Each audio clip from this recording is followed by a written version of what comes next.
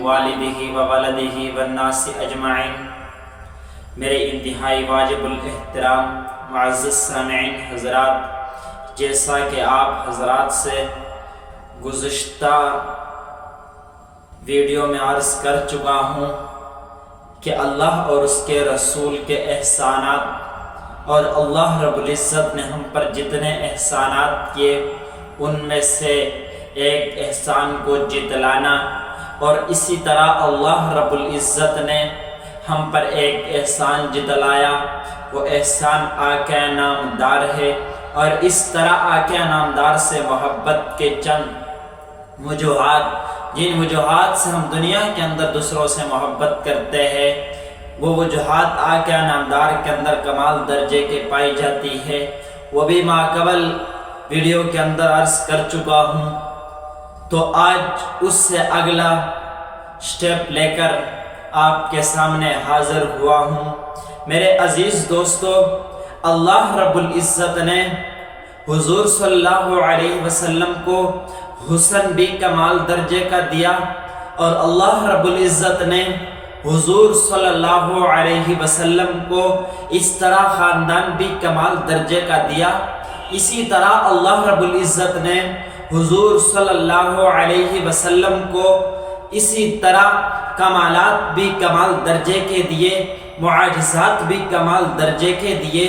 اسی طرح اللہ رب العزت نے چوتھی سبب جس سے انسان دوسروں سے محبت کرتا ہے وہ مال و سخاوت ہے۔ میرے عزیز دوستو، جس طرح انسان دنیا کے اندر کسی دوسرے سے اس کے مال و سخاوت کو دیکھ کر اس سے محبت کرنے لگتے ہیں، اسی طرح اللہ کے حبیب محمد مصطفیٰ احمد مرتبہ کے سخاوت کو دیکھ لیجئے۔ روایات کے اندر آتے ہیں کہ حضور صلی اللہ علیہ وسلم تیز تند ہوا سے بھی زیادہ سخی تھے۔ میرے عزیز دوستو، ان چاروں وجوہات کی وجہ سے ہم اگر غیر کے ساتھ محبت کر سکتے ہیں، ہم اگر اس دنیا کے اندر آقا نامدار کے امتی کے ساتھ محبت کر سکتے ہیں، ہم آقا نامدار کے ساتھ محبت کیوں نہیں کرتے؟ میرے عزیز دوستو، ایسا رسول، ایسا نبی جس سے ہم انسان محبت نہیں کرتے، مگر میرے عزیز دوست خود اللہ رب العزت بھی ان سے محبت کرتے ہیں۔ خود آقا نامدار سے اللہ رب العزت بھی محبت کرتے ہیں۔ میرے عزیز دوستو، یہ وہ رسول ہے جس کے بارے میں اللہ رب العزت نے قرآن مجید کے اندر ارشاد فرمایا، وَرَفَعْنَا لَكَ ذِكْرَكَ۔ اے آقا نامدار، اے حبیب، آپ پریشان نہ ہوئیے۔ اللہ رب العزت نے ارشاد فرمایا، میں نے آپ کے ذکر کو بلند کر دیا، جہاں پر بھی میرا ذکر ہوگا وہاں پر آپ کا بھی ذکر ضروری ہے۔ میرے عزیز دوستو، ہم اگر نظر دوڑائیں، ہم اگر دیکھ لیں کہ ہم اللہ رب العزت کے نام کے ساتھ آپ کے نام کو جڑا ہوا پاتے ہیں، ہم اگر آذان کے اندر دیکھتے ہیں جہاں اشہد اللہ الہ الا اللہ کہا جاتا ہے، وہاں متصلاً اشہد ان محمد رسول اللہ بھی کہا جاتا ہے۔ ہم اگر کلمے کے اندر دیکھیں جہاں پر کہا جاتا ہے لا الہ الا اللہ، وہاں ساتھ اگلا جز محمد رسول اللہ بھی بولا جاتا ہے۔ ہم اگر مجلسوں کے اندر دیکھ لیے جہاں پر اللہ تبارک و تعالی کا ذکر ہوگا، وہاں متصلاً محمد مصطفیٰ کا بھی ذکر ہوگا۔ اللہ نے آقا نامدار کا ذکر اتنا بلند کیا، جنت کے پتوں پر آقا نامدار کا نام لکھا ہوا ہے۔ اللہ رب العزت نے آپ کے نام کے وسیلے سے آدم علیہ السلام کو بخشا۔ بڑا عجیب واقعہ ہے، آدم علیہ السلام 70 سال رو رہے ہیں، مگر اللہ رب العزت معاف نہیں کر رہے۔ ایک دن محبے گویا ہوئے، اے اللہ، مجھے محمد مصطفیٰ احمد مرتبہ کے وسیلے سے معاف فرما، مجھے ان کے وسیلے سے معاف فرما۔ تو اللہ رب العزت نے پوچھا، اے آدم، آپ کو محمد مصطفیٰ کے بارے میں کیسا پتا؟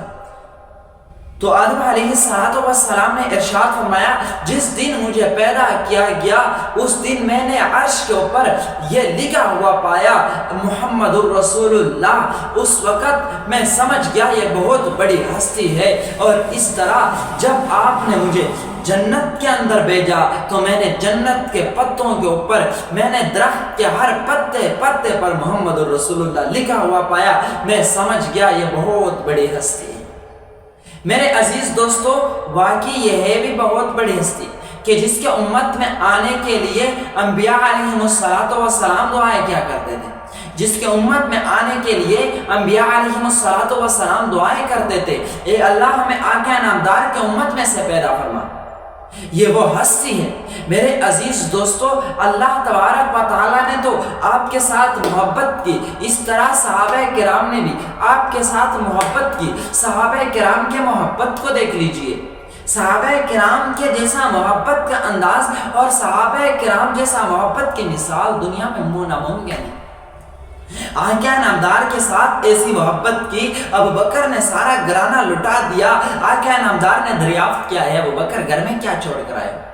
آقا نامدار کے سامنے محو گویا ہوئے، ارشاد فرمانے لگے اے آقا نامدار وہاں پر اللہ اس کا رسول چھوڑ کر آئے۔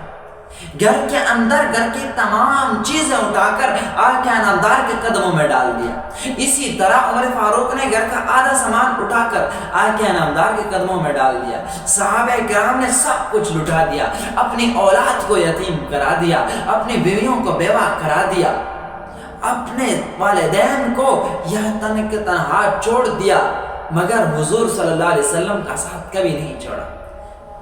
میرے دوست، یہ حضور کے ساتھ ان کی محبت ہے، حضور کے ساتھ ان کی الفت ہے، حضور پر سب کچھ نچھاور کر دیا۔ اس لیے میرے دوست آپ سے گزارش ہے کہ آپ بھی اللہ کے رسول کے ساتھ ایسی محبت کرے جیسے صحابہ کرام نے کی۔